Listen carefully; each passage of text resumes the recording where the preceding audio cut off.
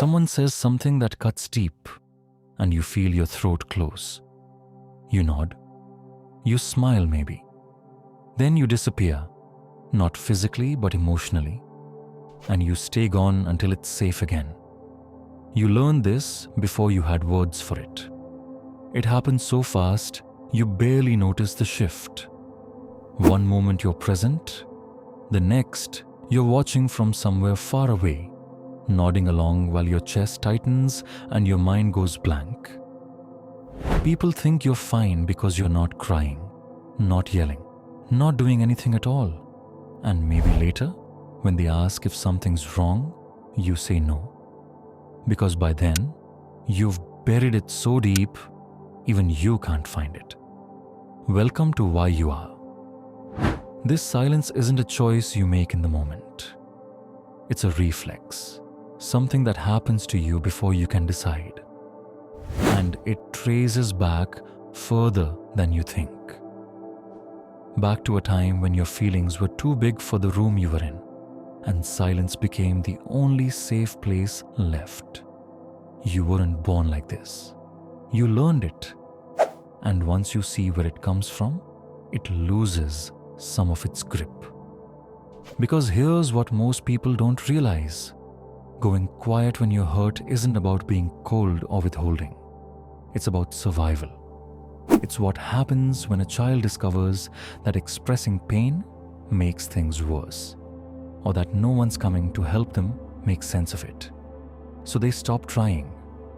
They fold inward, and that fold becomes a groove, worn so smooth over the years that by adulthood, it feels like who you are. Somewhere in your early years, you learned that your hurt wasn't welcome. Maybe not in those exact words. Maybe no one ever said, "Don't feel that." But you felt it anyway. In the impatience when you cried too long. In the dismissal when you tried to explain. In the irritation or coldness or distraction that met you when you reached out in pain. Maybe your parents were overwhelmed themselves, barely keeping it together, and your sadness felt like one more thing they couldn't carry. Maybe anger was dangerous in your house, and you learned that any reaction could tip the scales towards something worse. Or maybe your feelings were met with logic, correction, or silence. No anger, no cruelty, just nothing. And nothing taught you that what you felt didn't matter. So you adapted. You stopped bringing your hurt to the surface. You learned to swallow it, to shrink it, to wait until you were alone to let it exist at all. Psychologists call this a lack of emotional attunement. When a child's feelings aren't reflected back to them with warmth and validation, so they never learn that emotions are safe to express. You weren't taught that feelings pass, that they can be held and understood. You were taught implicitly, quietly, that feelings are problems, so you stopped being one. And it worked. The silence kept you safe. It kept the peace. It made you easy, manageable, no trouble at all. People praised you for being mature, for not making a fuss. What they didn't see was the cost. When you're small, you don't have the luxury of complex reasoning. You just know what works. And if expressing hurt led to rejection, dismissal, or danger, your nervous system learned to skip that step entirely. Silence became the path of least resistance, and over time, it became automatic. This is what's called a freeze response, one of the body's core survival mechanisms. When fighting or fleeing isn't an option, we freeze. We go still. We disappear inward. For you, that freeze didn't look like paralysis. It looked like calm. It looked like maturity. But underneath, it was a shutdown. Your nervous system was protecting you the only way it knew how, by cutting off access to the feelings that weren't safe to show. And here's the part that makes it so hard to undo. It wasn't just about avoiding punishment or conflict. It was about preserving connection. Children are wired to stay close to their caregivers even when those caregivers can't meet their needs.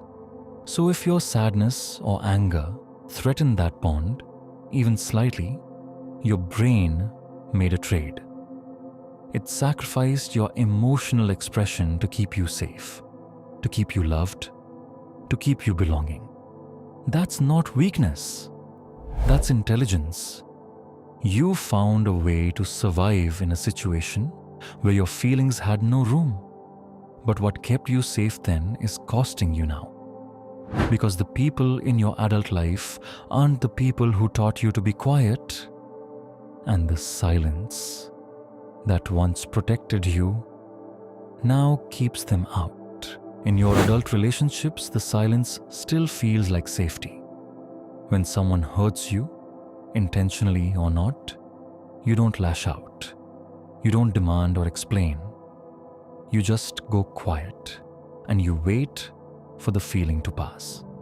From the outside, it looks like you're unbothered, maybe even cold. From the inside, it feels like drowning in slow motion. Because here's what happens. The other person doesn't know they've hurt you. They move on, and you're left holding the hurt alone, exactly the way you always have. Over time, resentment builds. Distance grows. You start to feel like no one really knows you, and they don't, because you've never let them see the parts of you that ache. Have you ever noticed that the people closest to you are often the ones who understand you the least? That's not because they don't care. It's because you've been protecting yourself so well, they don't even know there's something to protect. This doesn't mean your parents were monsters or that your childhood was uniquely broken. Many people who go silent like this grew up in homes that looked fine from the outside. But fine isn't the same as safe. Fine doesn't mean your feelings had space. And if you learned early that your hurt was inconvenient or too much or simply invisible, that lesson stays with you long after the original context is gone. The silence that once kept you connected now keeps you isolated. And the part of you that learned to disappear is still disappearing, even when there's no danger left. Healing doesn't mean you suddenly start crying in public or confronting everyone who's ever hurt you. It means you start noticing the shutdown before it swallows you whole. It means you catch yourself going quiet and you ask, just once, what am I actually feeling right now? At first, you might not even know. The feelings have been buried so long, they don't have names anymore. You just feel a tightness, a blankness, a pull to retreat. That's okay. You don't have to fix it all at once. You just have to stop pretending it isn't happening. Eventually, you might try something small, telling one safe person in the gentlest possible way that something they said hurt you. Not to punish them, not to start a fight, just to practice putting words to the ache instead of swallowing it. It will feel terrifying. It will feel like too much. But here's what you'll learn. Most people can handle your hurt. Most people want to know. And the ones who can't, the ones who punish you for feeling, are showing you exactly who they are. You'll also start to notice the difference between protective silence and punishing silence. Protective silence is when you pause because you need time to find your words, and you come back when you're ready. Punishing silence is when you disappear to make someone feel your absence, to control the space between you. Both come from the same place, but only one leaves room for repair. Learning to tell them apart is part of the work. You might also find that some relationships can't survive your voice. And that's not a failure. That's information. Going silent when you're hurt isn't a personality flaw. It's a survival skill you learned when your feelings weren't safe to show. The skill kept you connected when connection was fragile. It kept you small when smallness was required. But the threat is gone now, and the skill is keeping you alone. You don't have to become someone who overshares or fights for every feeling. You don't have to perform vulnerability or force yourself into conflict. You just have to stop disappearing on yourself. You have to let your hurt exist long enough to know what it's trying to tell you. And then, when you're ready, you have to let one safe person see it. Not all of it. Not all at once. Just enough to prove to yourself that your feelings won't destroy the people who love you. Because here's the truth you learned backward. Your silence didn't keep you safe. Your silence kept you hidden. And the people who love you now aren't the ones who taught you to hide. They're the ones waiting for you to come back. None of this is a diagnosis.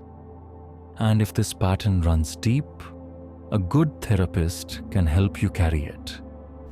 But if you recognize yourself in this, if you've spent your whole life swallowing your hurt and calling it peace, know this: you don't have to do it anymore.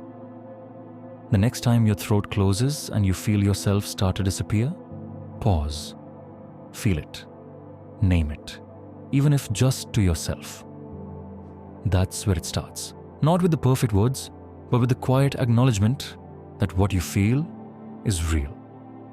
Someone says something that cuts deep and your throat closes. You nod, you smile.